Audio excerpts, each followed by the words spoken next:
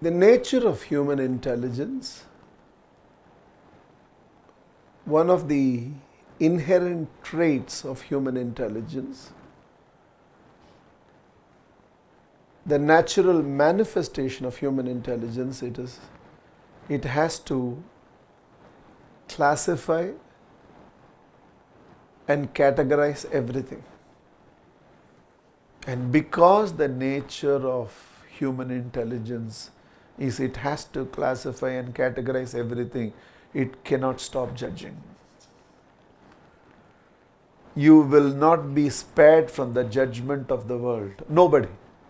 As much as the world is not spared from your own judgment. It can be your own father, but you cannot stop judging. At any given time, at various levels of your own growth and development. When you grow into an adult, you judge him as a man. When you become a professional, you judge him as a professional. When you become a husband or wife, you judge him as a husband or wife. Even your own father and your own mother and they cannot be free from your judgment. Your husband, your wife, and a lifetime together. And because you are judging intelligence, it's not enough that you got married to a good man. That man has to keep proving to you he is good for the rest of his life. Incident by incident, experience by experience, has to keep proving.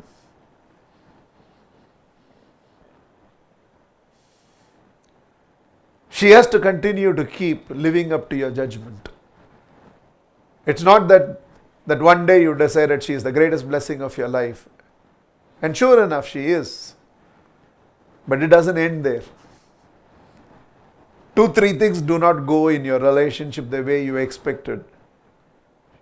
That's all it takes. She can shift from being a blessing to a greatest trouble in your life. So she has to keep servicing your judgment all the time. The entire complexity of life, especially in a relationship that is alive and dynamic.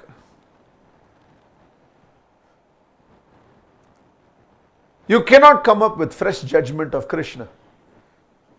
Because Krishna is not a dynamic relationship anymore.